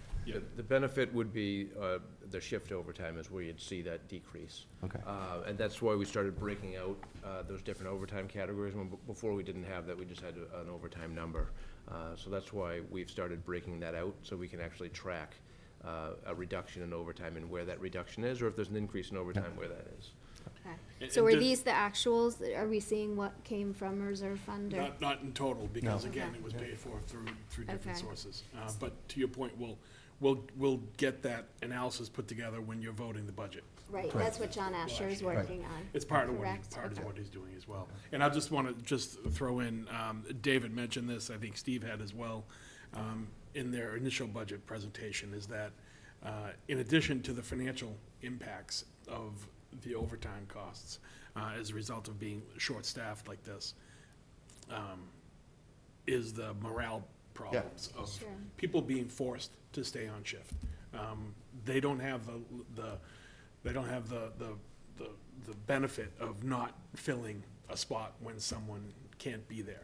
So they're forced to force someone to stay on shift, and like Steve said, it causes problems at home and families, and that's not what we want for our Sure. employees, so. Yep. It's even, I think, more of a morale problem, because I think these days it's more difficult to recruit That's officers. exactly right. Extremely So, difficult. That's nationwide too, not yeah. just here. Oh, yeah. It's a huge problem. So that is something we're sensitive to. But thank you. No other questions? We're thrilled that Aileen is with us. Yes. How do you see that position working, and do you think we need more focus in that area? Well, there's always, room for more, right? She's been an incredible resource to us, Yeah.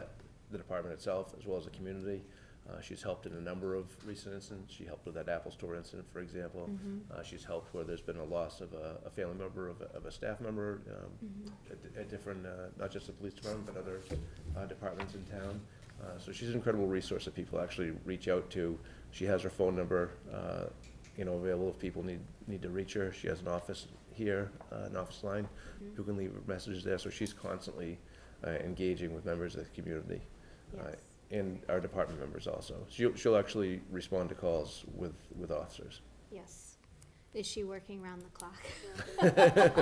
She, It feels like she must feels like be. she is, I think, Yeah. I tell you, I was on the phone with her throughout the vacation week last week and the weekend. Yeah, she does. incredible resource for us, Yes, for sure. yes, no, we're grateful. But that's something, I definitely want to keep in mind as we're Yeah, looking at for adding sure. resources. Yeah.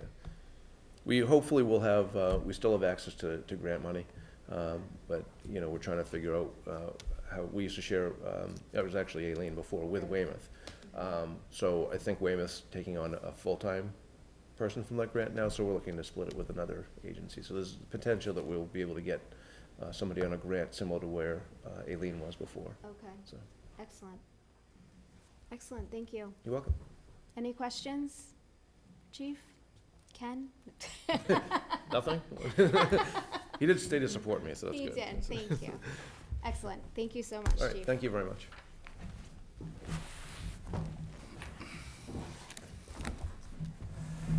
Good night, thank you. Yep, good to You see you. also, thank you. See you, Chief. All right, next agenda item, to submit select board sponsored warrant articles for 2023 annual town meeting. I think that's you, Tom, right? Yep, Michelle and I were going to co-present, but I will, She left you. she did leave me, but we'll get through it together. Art, That's right. So these are in the balance of the perennial articles. So every year we have a series of 10 to 12 annual articles that come up. We've done 4 of them so far at some of the earlier meetings. There are 7 here tonight that we'll walk through that, what we're asking the board to do in order to give AdCom the ability to begin their review is to simply add these perennial articles to the warrant. You're not taking any votes to characterize your support of them or otherwise. Frankly, there's nowhere near enough information to do that, even if you wanted to. A lot of this stuff needs to be flushed out over the course of the next 2 months. And that's what advisory committee will be doing during that time. So really, this is just taking these perennial articles and putting them into the warrant. Okay. It's a formal process that just needs to be done.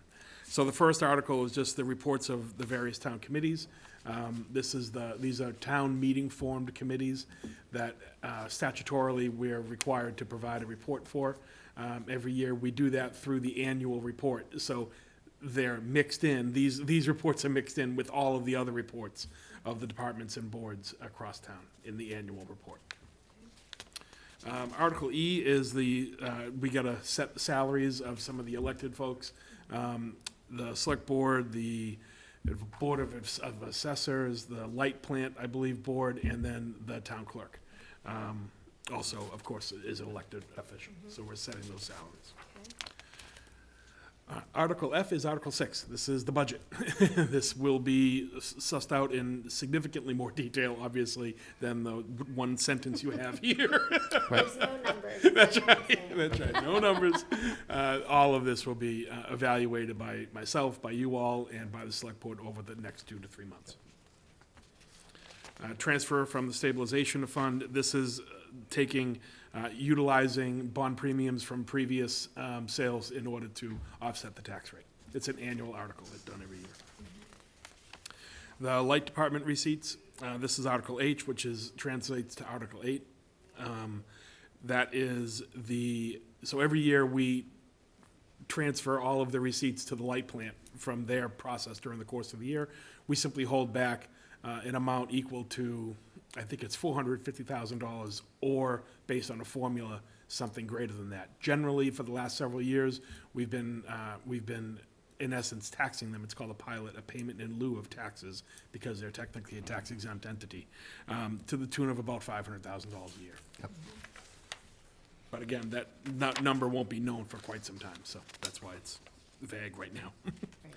Building Department Revolving Fund, this is the receipts from the electrical, plumbing, and gas program, and it's intended to pay for the inspectors and any tertiary work being done for those purposes, electric, plumbing, and gas. So these are permit fees? Permit fees, Yeah. that's right, exactly. And then lastly, this is the transfer to the reserve fund. Just want to make sure I get this one right. I don't want to mischaracterize this for you. So the article is included each year, and in the case of the existing reserve fund, is not adequate to cover the unbudgeted or unanticipated expenses for the balance of the current fiscal year. The specific amount will be set at town meeting to replenish that reserve fund in order to pay the bills that need to be paid. And that's it. Okay, thank you. You're welcome.